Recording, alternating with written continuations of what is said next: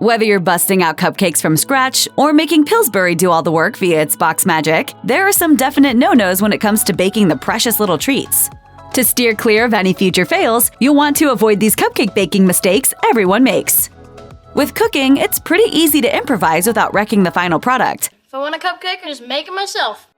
Baking, however, is like science, and the measurements have to be exact. For example, when measuring 1 cup of flour, you should spoon it into the cup lightly, then use the flat side of a knife to smooth over the top of the cup to get the flour as even as possible. If you dump a heaping cup full of flour into your mixing bowl, your results are going to suffer. Or if the cupcake batter requires a 1/4 of a teaspoon of salt, make sure you don't put even a dash more than that, or you're asking for some salty cupcakes. The same goes for your wet ingredients. Ensure it's the exact amount by getting down to read the measuring cup at eye level before adding it to your mix. Keep in mind, if the recipe calls for a stick of room temperature butter, for instance, the butter should be unwrapped and placed in the mixing bowl right out of the fridge because as the butter softens, more of it will stick to the paper when you unwrap it, which can throw off your measurements. While baking itself can be creative, if you're following a recipe, assume the author knows what's best for this particular creation and follow their steps like it's the law. If you're planning to make cupcakes that need eggs, it's better to use eggs at a room temperature as opposed to straight from the refrigerator. The room temp eggs mix easier into cake batters and tend to rise more effortlessly in the oven. Using cold eggs can also impact the length of baking time. If the ingredients list specifies room temperature eggs and you use cold ones, the cupcakes will need to be in the oven longer. Pro tip, you can quickly warm up cold eggs by placing them in a bowl of warm water for a few minutes. It's also advisable to use room temperature butter, unless otherwise specified. This is especially true when you have to cream the butter and sugar together. Butter that's 1 or 2 hours out of the cold fridge is much more pliable and easy to whip. This is also applicable when the frosting calls for butter, since that will also need to easily blend with other ingredients. For both butter and eggs, taking them out of the refrigerator 1 to 2 hours before you start the baking process should be sufficient. It may seem counterintuitive since these 2 items normally live in the fridge, but trust us, your cupcakes will reap the benefits of taking these steps. Cupcake. Creaming butter and sugar is an art form, and doing it the wrong way can screw up your cupcakes. When you cream the two, ideally the sugar granules poke tiny bubbles in the butter to capture air, which ultimately creates a much lighter and fluffier cupcake. According to the King Arthur Flour blog, butter that is too cold won't expand very easily and it'll never capture much air. If the butter is too soft or melted, the air bubbles will be created but then will collapse again. You also have to be mindful of not under or over creaming. Under-creamed ingredients feel like wet corn mush, and over-creamed feels like greasy sugar. Be careful with the settings on your mixers and how long you cream. 2 to 3 minutes on a moderate speed is ideal, but you should use your instincts to make sure it's the right texture. For King Arthur flour, your well-creamed mix will be moist and light and the sugar will be nearly dissolved. You'll barely feel any grit when you rub it between your fingers. It's definitely going to affect the outcome of your cupcakes if you don't take the care to cream what are arguably the best 2 ingredients properly. If you don't bake often, chances are you forget you even have items like baking powder or flour in your cabinet. It might not even occur to you that they could go bad since they don't really show outward signs of spoilage. But your flour can indeed go bad, and your baking powder or soda can lose their lift if they're expired. Baking soda and powder should be replaced 6 months after opening, and flour should be replaced after 8. While these past their prime ingredients might not cause a blatant fail in your final product, they can cause cupcakes to sink. So fresh is always best if light and fluffy is what you desire. The same goes for spices, which can lose their gusto over time. Bottom line, keep your pantry supplied with fresh baking staples if you're planning to be the next cupcake queen or king.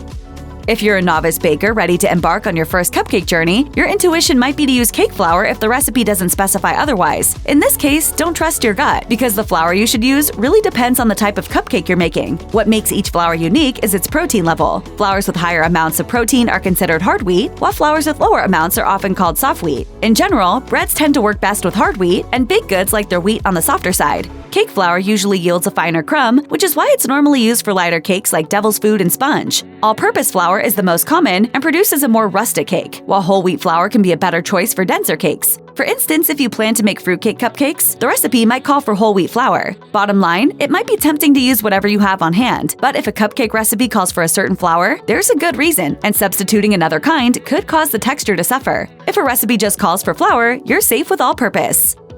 If you want to make cupcakes out of a box, do it. Betty Crocker clearly knows her stuff, so why mess up a good thing? But there is a secret for making box cupcakes so good that you can deceive someone into thinking you slaved away for hours in a hot kitchen making them from scratch, and it involves using ingredients you probably already have. The back of the box usually tells you the only ingredients you need to add are an egg, water, and some vegetable oil. Instead, use 2 eggs, whole milk, and melted butter. For the butter, just double the amount of oil that the recipe asks for, and the amount of milk should be the same as the amount of water. You can add 1 or even 2 extra eggs, depending on how decadent you want those Duncan Hines cupcakes cupcakes to be. These secret additions are really no surprise since butter literally makes everything better, except maybe a heart condition.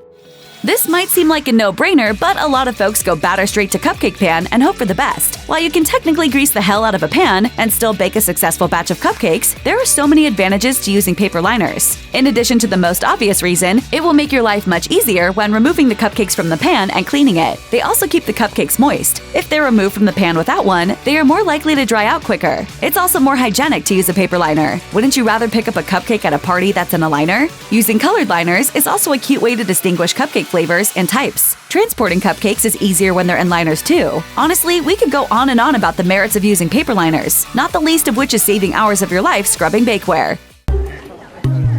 Hey, a cupcake. Nobody likes a dry cupcake. Baking them too long is a surefire way to dry out that mini cake before it even exits the oven. Catherine Kalinas of Georgetown Cupcakes wrote in Better Homes and Gardens, "We always recommend erring on the side of underbaking. If you overbake a cupcake, there's no way to save it, and it won't be moist on the inside. If you really want to get legit with your baking, check the temperature of your oven with an actual oven thermometer, which can determine whether it's technically hotter or cooler than what you've set it to. That way you can adjust accordingly to ensure you're following the recipe to a T. A toothpick should come out clean when inserted, and the top of the cupcake should look slightly sunken, not peaked. It's also important to pay attention to baking time if you're using a cake recipe to make cupcakes instead. While the temperature of the oven should still be whatever the original recipe calls for, the baking time will change. You'll bake the cupcakes 1/3 to 1/2 less time than you would the cake. When in doubt though, go for the shorter amount of time.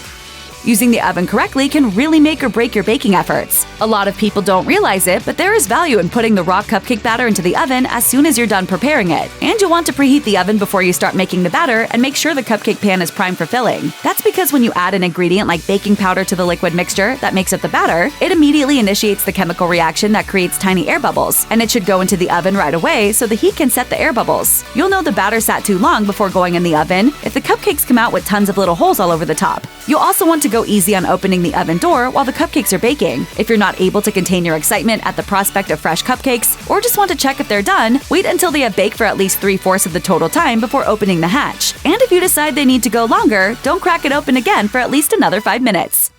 You may be tempted to slap some icing on those beauties as soon as they're out of the oven, but for the love of God, have some restraint. First, cool the cupcakes out of the pan on a wire rack. This not only stops them from cooking so they don't dry out, but it also ensures the bottoms and sides of the cupcakes cool completely. If they're not fully cooled when you start to smear the icing, the frosting can melt or the tops can crumble into the frosting as you spread. Allow at least an hour from the time they've come out of the oven before you frost. If you're not planning to serve them that day, store in a zip-top bag or airtight container in the freezer or on your counter until ready to serve, and then apply the icing. If they've been stored at room temp, they might have sticky tops when you try to frost them. Let them sit outside the bag or container for a little while to allow the tops to dry out before tackling the frosting again. For unfrosted frozen cupcakes, let them thaw about an hour before you apply the frosting.